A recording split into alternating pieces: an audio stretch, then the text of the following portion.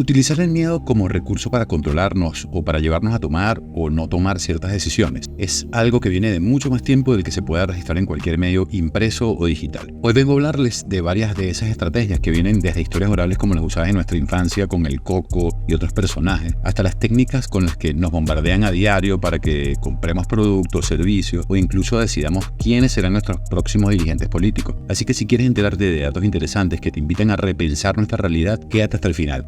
Y si estás creando o vas a crear contenido para distintas redes sociales y necesitas ayuda para producir más y mejores publicaciones que ayuden a tu producto, emprendimiento o marca personal a tener la visibilidad que quieres, pues escribe un directo de Instagram de Quantica Studio o solicita una asesoría completamente gratuita en el link que te dejo abajo en la descripción de este video. También te recuerdo que al darle like a este video no solo me ayudas a llegar a más personas, sino que le estás diciendo a esta plataforma que te interesa el contenido, que te invita a pensar y no solo los últimos chismes de farándula que nos recomiendas siempre. Así que dale ahora mismo a la manita arriba y suscríbete para que cada vez que publique nuevos videos lleguen a ti y sigamos reflexionando sobre estos temas. Dicho esto, comencemos.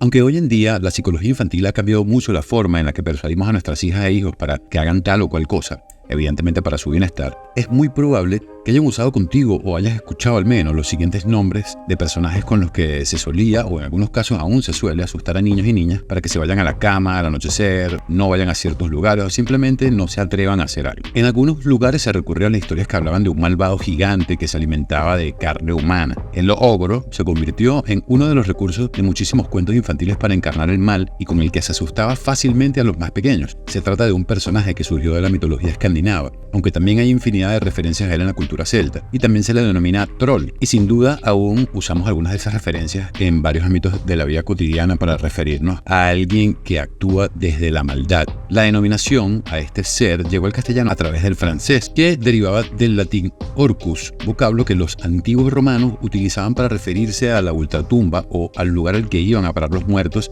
y del que también surgió el término orco. Pixar luego se encargó de suavizar su imagen y convertirla en un ser adorable con un personaje que le dio la vuelta al mundo: Shrek. En otras latitudes debes haber oído hablar del ser imaginario con el que se trata de asustar a los más pequeños, advirtiéndoles que si no se portan bien vendrá el Coco y se los llevará. Este es un recurso muy utilizado prácticamente en toda la península ibérica, especialmente en Portugal, donde un gran número de historias del folclore popular luso hablan de un terrorífico ser llamado Coco.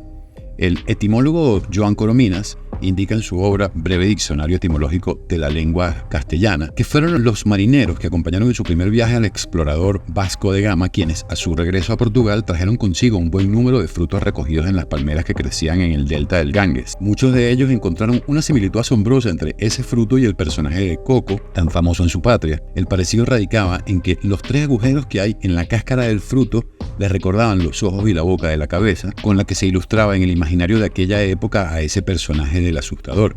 Y de hecho, hay quien dice que se atribuye el nombre de ese fruto tropical a esa asociación. Otro personaje surgido de la tradición oral para asustar a niños y niñas es el hombre del saco, amenazándoles con que si se portan mal aparecerá y se los llevará dentro de su saco. A pesar de ser un ser ficticio, son muchos los lugares en los que se han cometido algún crimen y se han bautizado al criminal con el apelativo del hombre del saco, como el perpetrado en la población almeriense de Gador por Francisco Leona, quien en 1910 secuestró a un niño metiéndolo en un saco para darle de beber la sangre del pequeño a un enfermo de tuberculosis que había contratado para sus servicios. Pero el personaje del hombre del saco no solo aparece en España. Por ejemplo, los anglosajones también tienen a Boogeyman, y si nos ponemos a investigar, ha existido desde hace siglos algún personaje para asustar, sobre todo a niños y niñas, aprovechándose de su capacidad de imaginar, sorprenderse, incluso casos en los que leyendas como la Sayona o la Llorona buscan asustar a los campesinos, no tan niños ya, para que no se vayan de ronda a beber y a bailar toda la noche volviendo a sus casas borrachos en la madrugada. Luego crecemos y ya no es papá y mamá quienes tratan de controlarnos o mantenernos a salvo en algunos casos con ese tipo de historias fantásticas. Los miedos que nos acechan van cambiando y sin lugar a dudas muchos de ellos son muchas veces herencias de prejuicios sociales que vamos aprendiendo de nuestro entorno. Ya no con monstruos imaginarios que salen de closets o debajo de la cama, y ya tampoco se trata de que nos vayamos a la cama temprano, nos alejemos de casa o nos portemos bien, aunque sí puede haber algo de eso de portarse bien en algunos casos. Lo cierto es que usar las emociones pero más precisamente el miedo se convirtió posiblemente en la herramienta más poderosa de marketing en la historia de la civilización humana. Ha sido usada por regímenes autoritarios para controlar y conquistar poblaciones enteras, por políticos para ganar votos y por compañías para ganar billones de dólares. Cada año se invierten sumas de dinero absurdas para diseñar estrategias sobre cómo aprovecharse de las inseguridades de millones de personas para venderles productos y servicios. Y a pesar de que muchísimos de nosotros y nosotras conocemos esas estrategias, siguen funcionando de manera efectiva una y otra vez. Por ejemplo, ¿quién no conoce este producto? ¿Sabías que una estrategia de miedo disparó sus ventas en 6.900%? Bueno, todo comenzó en 1879 con el descubrimiento de su innovadora fórmula por el Dr. Joseph Lawrence. Y es que Listerine era uno de los productos más versátiles del mercado, ya que además de ser un antiséptico podía ser usado para tratar pie de atleta, gonorrea e incluso hasta para fregar el suelo de tu casa. Y si bien existían varios productos en el mercado de aplicación externa, Listerine era el mejor antiséptico quirúrgico para aplicación interna. Sin embargo, a pesar de ser el mejor producto en su área disponible en el mercado, nadie le prestó mucha atención en los siguientes 30 años. Y en esos 30 años, los propietarios de esa marca intentaron de todo tipo de estrategias de marketing, vendiéndolo como un exterminador de gérmenes, hablaron de los peligros de las infecciones bucales, trataron de comercializarlo a través de dentistas y sin embargo, seguían fracasando. Es en 1920 cuando dieron con la estrategia que dispararía sus ventas desde más o menos unos $100,000 hasta aproximadamente unos $8 millones en solo 7 años. Desde esa época hasta ahora, es decir, más de 100 años después, encontramos Listerine en millones de hogares en el mundo, generando esto cerca de $350 millones cada año. ¿Y sabes cuál fue la estrategia que usaron? Pues resulta que lanzaron una campaña de marketing basada en una condición médica llamada halitosis y ya te voy a decir un super dato de esta famosa condición, en la que la boca de una persona huele muy mal debido a la formación de bacterias, es decir, mal aliento. La forma en que presentaron esta condición fue a través de una joven en sus comerciales llamada Edna, quien representaba el estereotipo de belleza deseada de su época.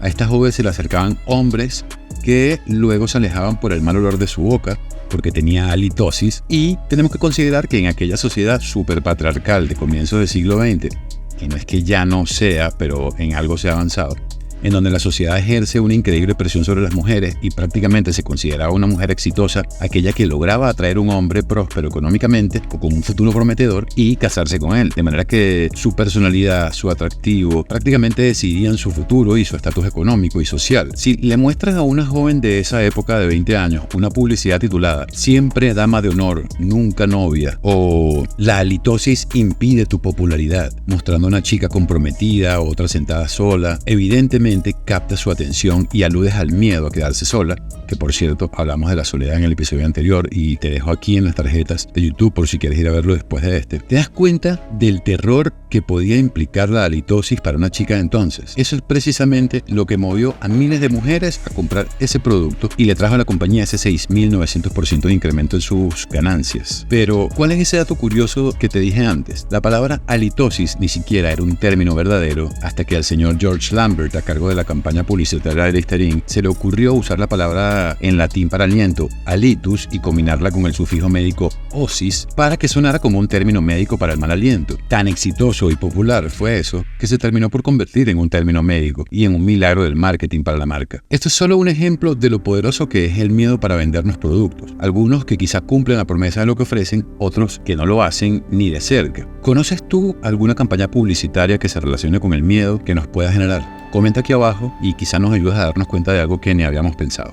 Vamos a pasar ahora de un ejemplo de 100 años de antigüedad a uno muy reciente, pero esta vez en el campo de la política. Y es que el miedo puede generar diferentes reacciones y quien hace marketing político lo sabe muy bien. Este expresidente de Estados Unidos, a quien no voy a nombrar, no voy a hacer que salga del closet y me lleven un saco, tuvo una campaña en la que indirectamente infundió miedo en la población a que los inmigrantes los dejarían sin trabajo o les atacarían por sus supuestas conductas violentas, cuando irónicamente es muchísima la población ilegal en ese país la que mueve sus sectores económicos importantes, principalmente el que corresponde a los servicios y la mano de obra pesada, incluidas además, según algunas fuentes de información, las propias empresas del exmandatario. Y en general hay muchos ejemplos de cómo los partidos políticos de derecha han usado desde el macartismo para acá el miedo a que el comunismo se va a comer a tus hijos. Y si bien hay varios ejemplos de autoritarismo del pensamiento de izquierda en la historia contemporánea de la política mundial, también hay que decir que las democracias neoliberales han ocultado los grandes problemas de fondo que hay en varios países desarrollados, lo que me lleva siempre a aquel pensamiento que les compartí en el episodio anterior de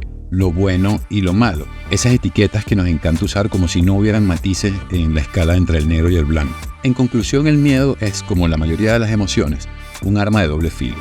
Puede paralizarte en determinado momento y puede movilizarte en otros.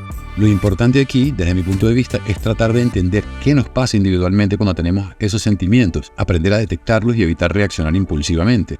No es tarea fácil, pero el tan solo hecho de pensar esto, estoy seguro de que te hará prestar más atención la próxima vez que te encuentres en una situación en donde alguien trate de asustarte o manipularte con algún artilugio emocional. Si has llegado hasta este punto y te parece útil esta información, no dudes en darle el botón de like y compartir con alguien más este contenido. Gracias por tu valioso apoyo y hasta el próximo episodio.